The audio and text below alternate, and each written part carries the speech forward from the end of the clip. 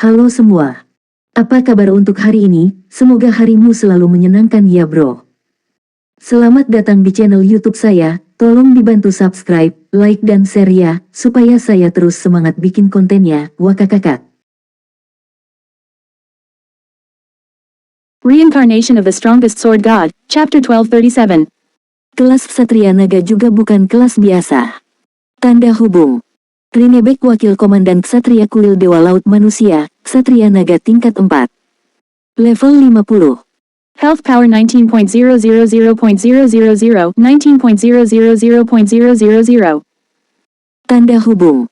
Dalam domain dewa, kuil dewa seperti kuil dewa perang dan kuil dewa laut biasanya memiliki divisi ksatria sendiri. Bahkan anggota normal divisi ini akan menjadi orang yang sangat berpengaruh di sebuah kerajaan, belum lagi seorang wakil komandan, bahkan raja harus menunjukkan rasa hormat kepada orang-orang ini. Setelah itu, Si Feng mulai mencari petunjuk yang berkaitan dengan persidangan lantai 3.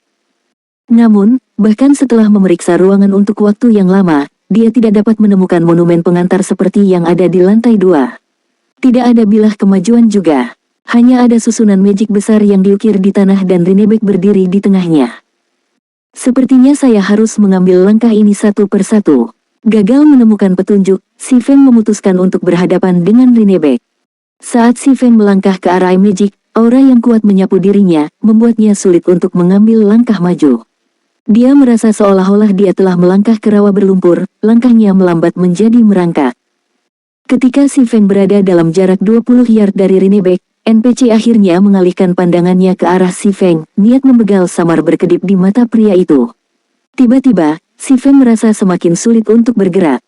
Petualang, kamu seharusnya tidak datang ke tempat ini. Jika Anda tidak ingin tiada, kembali, kata Rinebek tegas. Tidak sembarang orang bisa mendapatkan warisan Dewa Laut. Tuan Ksatria Naga, aku ingin menerima tantangan bahkan jika aku tidak berhasil, jawab Si Feng dengan sungguh-sungguh. Dia telah sampai sejauh ini. Bagaimana dia bisa pergi setelah hanya beberapa kata? Apakah Anda yakin ingin menerima tantangan ini? Rinebek berkata, nadanya sedikit mengejek. Bahkan jika Anda adalah individu yang diberkati surga, Anda harus membayar harga dengan darah untuk kegagalan. Anda tidak akan lolos dengan satu kematian. Pikirkan baik-baik, warisan ini luar biasa. Keberuntungan tidak akan membantu Anda mendapatkannya. Anda juga tidak diizinkan menggunakan faktor eksternal apapun untuk membantu Anda. Anda harus mengandalkan kekuatan Anda sendiri. Apakah Anda yakin ingin menerima tantangan ini? Petik 2. Ada harga lain yang harus dibayar untuk kegagalan. Si Feng sedikit terkejut. Dia belum pernah mendengar semua ini di kehidupan sebelumnya. Menurut Passing Monarch, pemain hanya memiliki satu kesempatan untuk mendapatkan warisan di tanah rahasia naga laut, dan kegagalan hanya mengakibatkan satu kematian. Selain itu, karena mereka berada di tanah rahasia, hukuman tiada sangat ringan. Namun, berdasarkan peringatan Rinebek, sepertinya dia harus membayar mahal jika dia gagal dalam tantangan tersebut. Cukup, petualang, kembali. Mereka yang tidak tahu kebenaran tidak bisa mendapatkan warisan. Saat Rinebek melambaikan tangannya dengan ringan, Si Feng merasa seperti ditabrak truk. Sebelum dia bisa bereaksi, dia telah dikirim terbang keluar dari susunan magic. Kontrol yang luar biasa atas domainnya. Si Feng terkejut saat dia menatap Rinebek, yang kembali berjaga-jaga. Sudah menjadi rahasia umum bahwa tingkat 4 adalah titik balik kolosal di domain God. Perbedaan terbesar yang memisahkan kelas tier 4 dan tier 3 adalah kemampuan mereka untuk mengontrol domain. Namun, NPC tingkat 4 dapat, paling banyak, menekan musuh mereka dengan domain mereka, membuat musuh mereka sulit untuk bergerak. Namun Rinebek telah mengirim Si Feng, pemain yang sangat dekat untuk mendapatkan kelas tingkat 2 mereka, terbang dengan gelombang. Tangannya. Kontrol Rinebek atas domainnya sudah bisa menyaingi monster jurang kuno di tabut jatuh. Bahkan yang terlemah di antara monster abisal kuno itu telah mencapai tingkat 5 selama masa jayanya. Tingkatan mereka hanya jatuh karena luka parah mereka. Bertekad, Si Feng mendekati Rinebek sekali lagi. Konsekuensi dari kegagalan mungkin parah, tapi dia perlu mengetahui kebenaran yang disebutkan oleh Rinebek. Apa yang NPC maksud dengan mereka yang tidak tahu kebenaran tidak bisa mendapatkan warisan? Tidak peduli apa, dia harus mencoba. Tuan Ksatria Naga, saya ingin melanjutkan tantangan ini. Si Feng menyatakan. Petualang muda, karena kamu sangat bertekad, aku tidak akan menghentikanmu, kata Rinebek sambil tersenyum. Apakah Anda tidak ingin mendapatkan warisan? Si Feng mengangguk. Mengapa dia ada di sini jika bukan karena warisan? Aku akan menjadi lawanmu. Selama Anda mengalahkan saya, Anda akan mendapatkan tablet legasi. Jika Anda kalah, Anda tidak hanya akan tiada, tetapi Anda juga akan menerima kutukan Dewa Laut. Namun, Anda harus bersukacita. Karena Anda sangat lemah, saya tidak akan menggunakan semua kekuatan saya untuk melawan Anda. Selama kamu bisa berjalan ke arahku, kamu akan menang. Petik 2. Setelah Rinebek selesai menjelaskan aturan tantangan ini, atmosfer susunan magic berubah. Seolah-olah ruang itu sendiri telah membeku, dan Si Feng bahkan berjuang untuk bernapas. Tiba-tiba, bilah angin terbang ke arah Si Feng, satu demi satu, bergerak hampir terlalu cepat untuk dihindari Si Feng. Melihat ini, Si Feng tidak punya pilihan selain menghunus pedangnya dan membela diri. Sial, sial, sial. Setelah serangkaian dentang logam, Si Feng terpaksa mundur 5 langkah. Dia hampir dipaksa ke tepi deretan magic.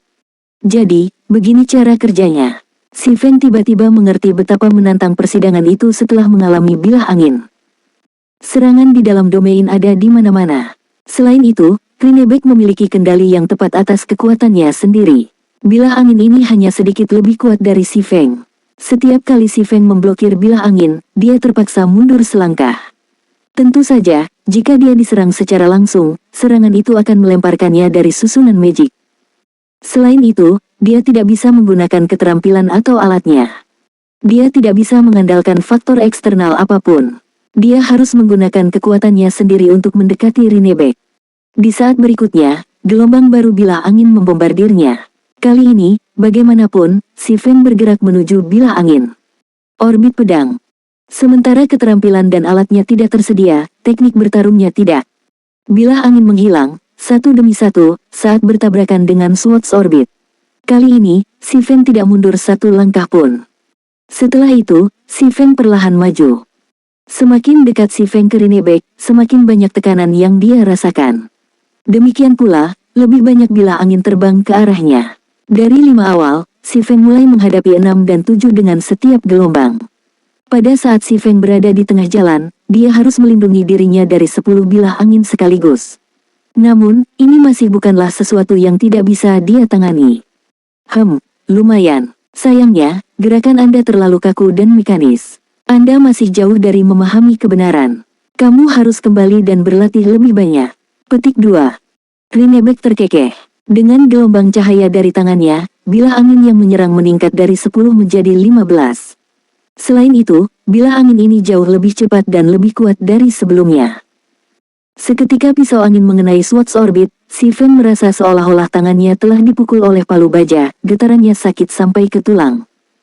Dengan setiap bilah angin yang dibelokkan Si Feng, dia semakin dekat ke tepi susunan magic.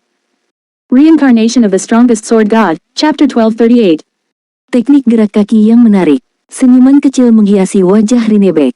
Dia kemudian berbalik untuk melihat Si Feng, yang telah muncul di tempat lain, dan berkata, berapa lama kamu bisa terus seperti itu?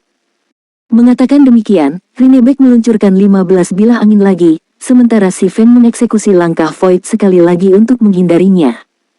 Domain benar-benar mengesankan. Efek Void Steps terbatas terhadapnya.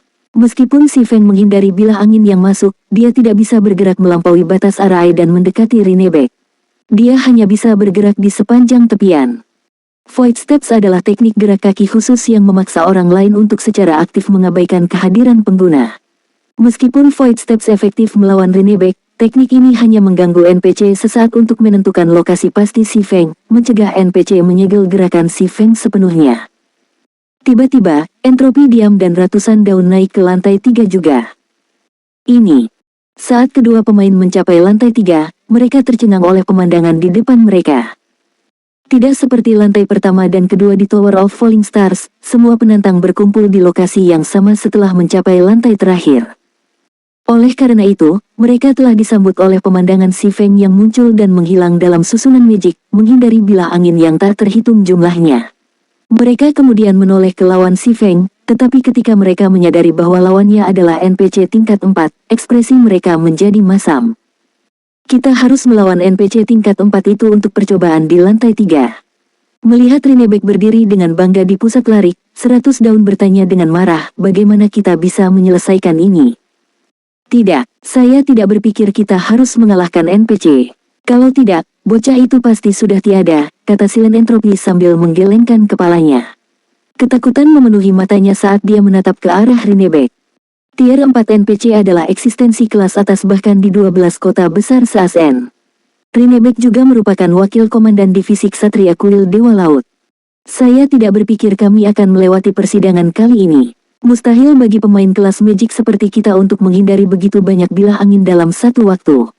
Selain itu, tampaknya kami tidak dapat menggunakan mantra atau menggunakan alat di sini. Saat 100 daun menyaksikan perjuangan Si Feng, dia santai. Namun, ini bisa diterima. Meskipun kita tidak akan mendapatkan warisan, dia juga tidak akan. Petik 2.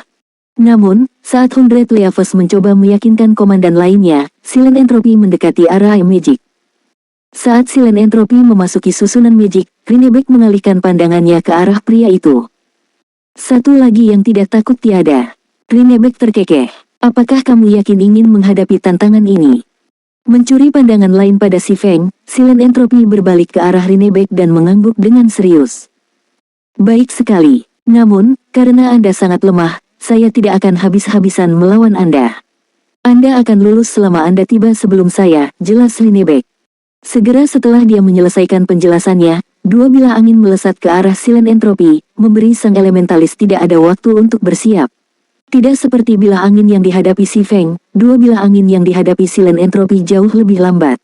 Sebagai tanggapan, Silen Entropi mulai menggandakan case, melawan bilah angin dengan dua panah es. Ledakan. Setelah jeda singkat, bilah angin menghancurkan panah es dan melanjutkan menuju Entropi diam. Sementara itu, Silen Entropi mengambil kesempatan untuk keluar dari lintasan serangan bilah angin, mengambil dua langkah menuju Rinebek.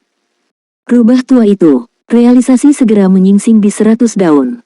Sebagai orang pertama yang mendapatkan warisan dari tanah rahasia naga laut, Entropi senyap mengetahui lebih banyak rahasia daripada dirinya. Jelas, persidangan di hadapannya tidak memperlakukan semua penantang secara setara. Sebaliknya, itu bervariasi tergantung pada kekuatan pemain. Kelas Magic memiliki keuntungan dalam uji coba ini. Bagaimanapun, kelas fisik seperti Si Feng harus melawan 15 bilah angin yang kuat sekaligus, sedangkan kelas Magic hanya harus menghadapi 2. Selain itu, setelah Silen Entropi memasuki area Magic, dia masih bisa menggunakan mantra. Jika itu masalahnya, itu menghalangi dua bilah angin akan menjadi sepotong kue. Benar saja, Silen Entropi mendekati Rinebek, selangkah demi selangkah, dengan memblokir bilah angin dengan mantranya. Setelah menyadari sifat persidangan, 100 daun berlari ke susunan ajaib untuk menantang persidangan. Namun, meskipun ratusan daun juga mempertahankan dirinya dengan mantra, dia tidak bisa melanjutkan. Dia hanya bisa bergerak ke kiri atau ke kanan untuk menghindari bilah angin yang masuk. Apa yang sedang terjadi? 100 daun bingung saat dia melirik Silen Entropi, yang telah mengambil lebih dari selusin langkah ke depan. Apakah bilah angin saya lebih kuat? Dia sama-sama menguasai casting ganda dan menyerang bilah angin dengan mantranya, namun dia dipaksa untuk menghindar ke kiri dan ke kanan, bukan ke depan. Jika dia maju sembarangan, kedua bilah angin akan menyerangnya. Melihat Si Feng dan ratusan daun, Silen Entropi tersenyum saat dia berkata, "Kalian, anak muda sangat mengesankan. Sayang sekali Anda hanya mengalami sedikit kesulitan. Saya akan menerima warisan atas perintah Anda." Silen Entropi mengambil langkah maju dan akhirnya mencapai titik tengah. Tidak buruk, sepertinya Anda memiliki pemahaman awal tentang kebenaran, petualang. Jadi, apa yang akan kamu lakukan dengan ini? Mengatakan demikian, Rinebek tersenyum dan melambaikan tangannya dengan ringan. Tiba-tiba, Silen Entropi harus menghadapi 3 bilah angin, bukan 2.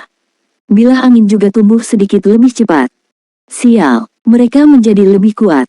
Ekspresi Silen Entropi menjadi gelap. Dengan tergesa-gesa, dia menggunakan 2 panah es untuk memblokir 2 bilah angin. Sayangnya, dia tidak punya pilihan selain mengelak ke kanan untuk menghindari yang ketiga, dia tidak lagi bisa maju. 100 daun tidak bisa menyembunyikan senyumnya. Dia khawatir Silen Entropi benar-benar akan merebut legasi. Sepertinya tidak ada dari kita yang akan mendapatkan warisan kali ini. Karena itu masalahnya, saya tidak akan membuang-buang waktu saya di sini. Setelah melihat hasil ini, 100 daun kehilangan minat. Namun, saat 100 daun hendak menyerah dan pergi, si Feng, yang diam-diam mengamati dua lainnya dari samping, mulai bergerak. Saya melihat, tidak heran mengapa aku tidak bisa melewati mereka sebelumnya, si Feng bergumam dengan nada mengejek diri sendiri. Apakah kamu telah mempelajari sesuatu? 100 daun bertanya ketika dia melihat si Feng tertawa tanpa alasan yang jelas. Namun, si Feng tidak repot-repot menjawabnya. Sebagai gantinya, dia bergerak maju untuk menyambut bilah angin yang datang sebelum mengeksekusi Swords Orbit. Sial, sial, sial. Setelah serangkaian bentrokan, dia melompat ke depan, bukannya dipukul mundur. Bagaimana ini mungkin? 100 daun tercengang, tidak dapat memahami apa yang baru saja terjadi. Mustahil. Silent Entropy juga terkejut. Bagaimana kamu bisa menangkapnya begitu cepat? Saya ingin Anda berterima kasih untuk itu. Aku tidak akan memikirkan ini tanpamu. Pada saat ini, si Feng merasa gembira. Dia akhirnya mengerti mengapa Rinnebeck mengatakan gerakannya kaku dan mekanis. Dia tidak berpikir di luar kotak. Baik gaya bertarungnya dan pemanfaatan tekniknya kaku dan canggung. Dia hanya tahu bagaimana mempelajari teknik, bukan bagaimana membuat tekniknya sendiri. Silent Entropy dapat bertahan dan maju karena dia tidak berhenti bergerak saat dia melemparkan panah esnya. Di sisi lain, 100 daun hanya bergerak setelah dia selesai merapalkan mantranya. Saat dia mulai bergerak kemudian, wajar saja jika dia tidak punya cukup waktu untuk maju. Sekarang si Feng memahami kebenaran ini, dia bisa memblokir bilah angin jauh lebih mudah. Dalam sekejap mata, si Feng melewati titik tengah. Pada saat yang sama, Rinnebeck meningkatkan jumlah bilah angin yang dia kirim ke si Feng. Namun, NPC hanya menambahkan satu bilah angin kali ini. Bagi si Feng, yang telah mencapai alam void, peningkatan kecil ini bukanlah masalah. Dengan menangkis serangan sambil bergerak, dia telah menembus blokade bilah angin. Setelah melihat si Feng melewati setengah jalan, Silent Entropy bergumam tidak percaya, apakah dia monster. Setelah beberapa saat, si Feng berdiri di depan Rinnebeck.